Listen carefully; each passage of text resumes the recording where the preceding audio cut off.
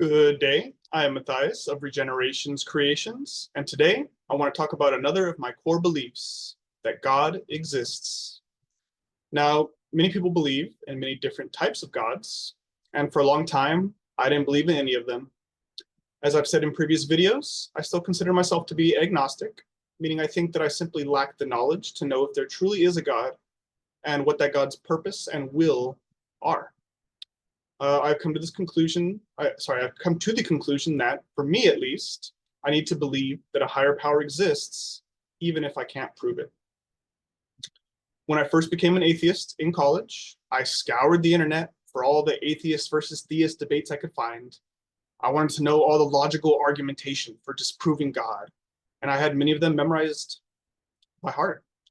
It's been a long time for me since then, but I still harbor much doubt, skepticism, and uncertainty. However, I feel like just being straight agnostic helped to fuel the nihilism that I had for part of my life. So I think that even if I can't prove that God exists, I will act better in the here and now if I live as though God exists. I said in my video on virtues and on the paladin that I wanted to compare myself to a standard that I can never meet so that I could always have room to grow and improve. I still think that you do not need to be a religious person to be a moral person, but I think that for me personally, it helps out very much. So I used this quote earlier from Game of Thrones, and I think it applies here as well. Valar morgulis, valardo hairis. All men must die, and all men must serve. In my 20s, I agreed that all men must die, like obviously. But I saw the all men must serve part as just like an artifact from the medieval style world that Game of Thrones was set in. I didn't have to serve. I have no lords above me, spiritually or physically. I'm a free American, and I don't have to serve anyone if I don't want to. But then I ended up wasting the back half of my 20s being a depressed, nihilistic alcoholic. After getting off the booze and waking up to life sober for the first time in over a decade, I realized something. If I don't pick something to serve, then something will pick me. I had become nothing more than a servant of my vices. I lived for personal gratification, for alcohol, for video games, and for comfort. I proclaimed no faith and only rendered service to my worst aspects. In Christian terms, I rejected God, so the only thing left to serve was the devil. One thing that helped me get over the liquor was visualizing it as a demon. I would notice it was always like a dark urge from deep inside of me that would tempt me over and over and over again. You've been so good recently. One beer can't hurt. Man, what a stressful day. You really need an ice cold mixer. That would really hit the spot. Everyone else around here is drinking, so it's fine. Why can't I just have one? It was a thought, a feeling that I didn't control. It just came to me, uncalled for, from the depths of my being. It was a constant thought in my head, a constant bother on my shoulder, and it sought to control me instead of me being in control of it. So it was not really me, it was the demon that I had harboring inside of me. Then I realized my anger was the same thing, a dark urge that rose to the front of my consciousness, whether I wanted it to or not. And the same for my sloth. I was blessed with thoughts of wanting to go for a walk, wanting to exercise, wanting to eat better. I would always have these thoughts like, man, I should really do this. I should really do this today. But then the dark thoughts emerged. Who cares if you lose weight? You'll always be ugly, dumb, and worthless. Right? It's those dark urges that just keep coming up, even when you're trying to do better. I came to the conclusion that even if there's no such thing as demons or gods, things in my life seem to fit the symbology of that perfectly. By listening to those demons, I was making my life hell. Sure, you can say I was just a lazy douchebag who didn't care, but it's hard to get clean. It's hard to build from that mindset. At least it was for me. Once I started greeting those dark thoughts and urges as a demon that was tempting me, it became much easier to fight against it. Like, it's hard to say no to just a little, glass of liquor sitting there. It's just a little glass of liquor. Like, I love the taste. It's going to make me feel good. Why do I have to say no to it? But then when I picture it as a demon lurking over my shoulder, it becomes a lot easier to say no to that. This started me down the path of looking at things more symbolically than strictly literally. It doesn't mean that there's an actual demon, and it doesn't really matter or not. What matters is that seeing it as a demon helped me fight it. So what if it doesn't matter if God exists or not? What if it only matters is if that acting like he exists makes it easier for me to be a good person, which is the goal for me. So like I said, if you don't pick something to serve, then something will pick you. So what God would I serve? As I've said, I studied all the world's major religions, and though there were beautiful parts that I loved in all of them, none of them grabbed me enough to make me want to serve them. I remember listening to lists of aspects that God had from a Christian perspective. Right? To them, God is omnipotent or all-powerful, omniscient or all-knowing, omnipresent or ever-present, and omnibenevolent or all-good. As far as I remember, this list was came to by Christian theologians by thinking about what is the greatest possible thing. And that, by definition, would be God, right? The greatest possible thing. Now, I still have a bit of a rebel streak in me, and I still kind of get repulsed by thinking about this all-powerful judge watching my every move and waiting to punish me for eternity if I don't accept his son as dying for me. I'm sorry, but I'm still far from being a Christian. Plus, to me, like thinking of a being with all those attributes, it makes me more of an agnostic, right? Like if a being is all powerful, all knowing, all good, all present, how could I possibly understand its intentions? How could I even see from its perspective? How would I know what it would want from me? It seems like it brings more questions than answers. So I needed an idea that was a bit more simple, something I could actually see and relate to in my everyday existence. So I thought, what's the greatest thing that I could think of? Well, I came to the conclusion that that's love, not sex or lust, but platonic love, a kind of familial love that extends to all living things. After a decade of being an alcoholic butthead, why was I not living in the streets like so many others?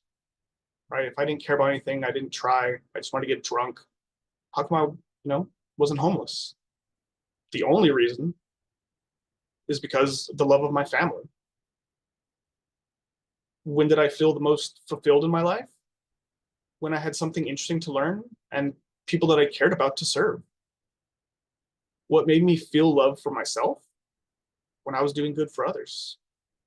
So if this platonic love is the best thing that I have experienced, the thing that's kept me going these past 32 years, then it may as well be my highest value, my God.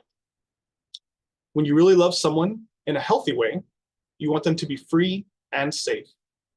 So value the free will of all things, accept them as they are, and learn to bask in their presence while you are able, because nothing lasts forever.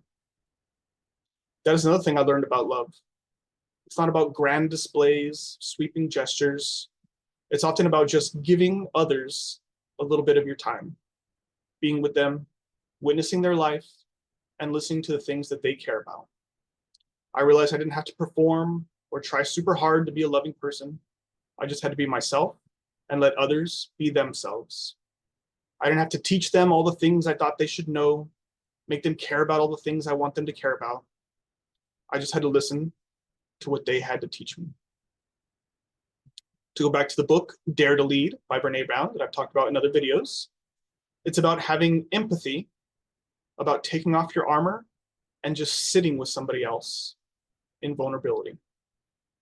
Don't try to fix them. Don't try to tell them that the darkness they see surrounding them isn't real. Instead, sit in that darkness with them. Let them know that you see it too, and that together you can overcome it. So the greatest thing I've ever heard about love is that true healthy love is awesome because the more you put into it, the more full you become. love has the potential to be an ever-expanding force, something that gives back more than you put into it. Unlike so much of our materialistic world, where the efforts we put into things seem to drain us and leave us feeling broken and used. It said that platonic love is the non-sexual love that we feel towards another person when it feels like their good qualities are completing us. And this goes back to another idea that I talked about in a previous video, that all humans were made for one another. So either teach them or learn to bear with them. Well, I think there's just a great way to describe love. Understand that humanity is really just one giant organism, just as each person is really just a combination of millions of cells. Humanity is one big thing made up from each and every one of us, which is why loving others is the same thing as loving yourself. This line of thinking about God being love also leads me to a type of afterlife. If, like the alchemists of old said, everything is just vibration and mental energy, then it should be my goal to match my personal vibrations with that of love. If I can harmonize my thoughts and my actions with the vibrations of love, then I'm creating more love. If I harmonize my thoughts and actions with the vibrations of love, if the love I create is pouring out into the universe, then in a sense, I am that love and I become a bigger part of that universe. So by matching myself with love, I will exist as long as love exists. Again, I see this as more symbolically true than literally true, but I also see the effects of this in my everyday life. As an example, all of my grandparents are dead. The first one affected me to my core.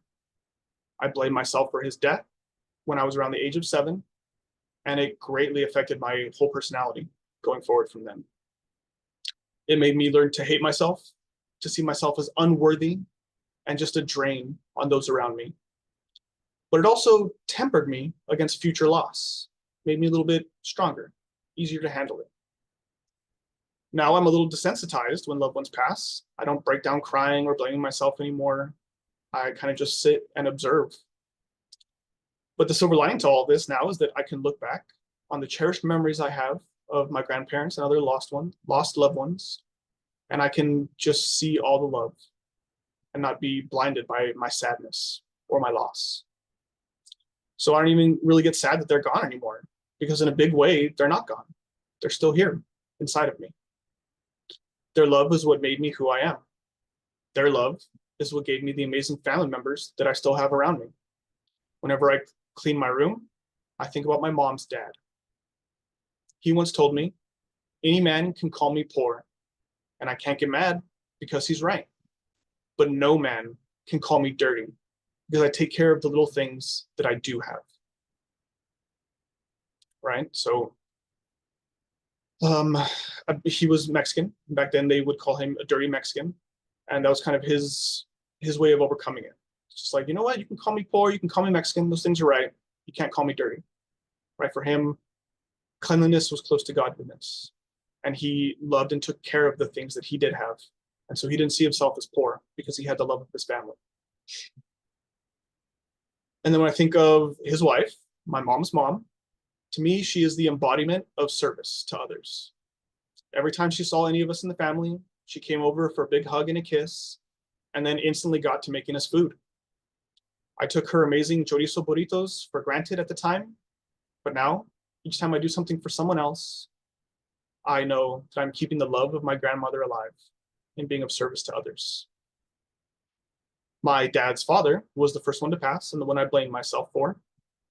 He passed in a snowmobile accident that I was on, and I had kept asking for this trip all summer long, ignorant to the fact that you had to wait until winter for there to be snow in the mountains. So I kept pushing for it. We finally went, and then he died. But when I think about him, he was a World War II pilot, and as a civilian later on, even as an elder man, he saved many lives by doing search and rescue operations in those mountains. And I remember when he died, my dad said, I always thought that he was Superman. I never thought he could get hurt. So whenever I need strength and determination to keep going forward, I remember my grandfather and find the strength to be just like him, to be strong for the ones that I love. And last was my dad's mom.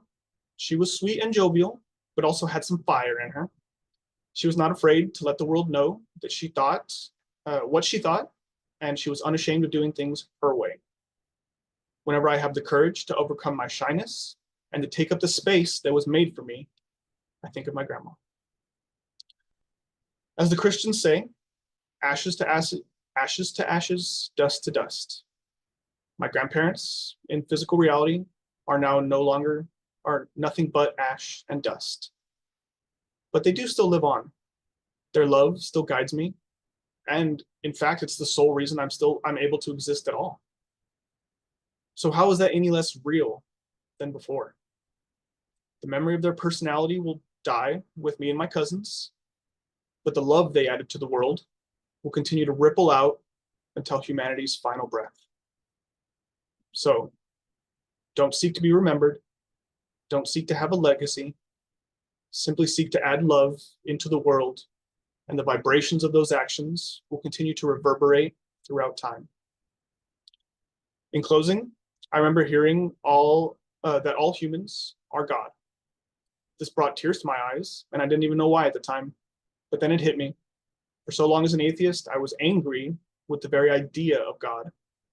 How could a loving God be real when there's so much bad in the world? Then, hearing that I and all other humans are God, I thought, wow, I've been judging this other being for not creating more good, and yet in my own life, with my power of creation, I've created a lot of bad, and I haven't focused on creating goodness, on creating love. So how could I be mad at God for something that I constantly and consistently fail at? So maybe instead of sitting around in judgment, hating, I should focus on creating love and happiness in my own life. Take on the responsibility and become the change that I want to see. So the thing I keep remembering going forward is the old Christian song, "Yes, they'll know we are Christians by our love." I have been Matthias of Regenerations Creations, and thank you very much for listening.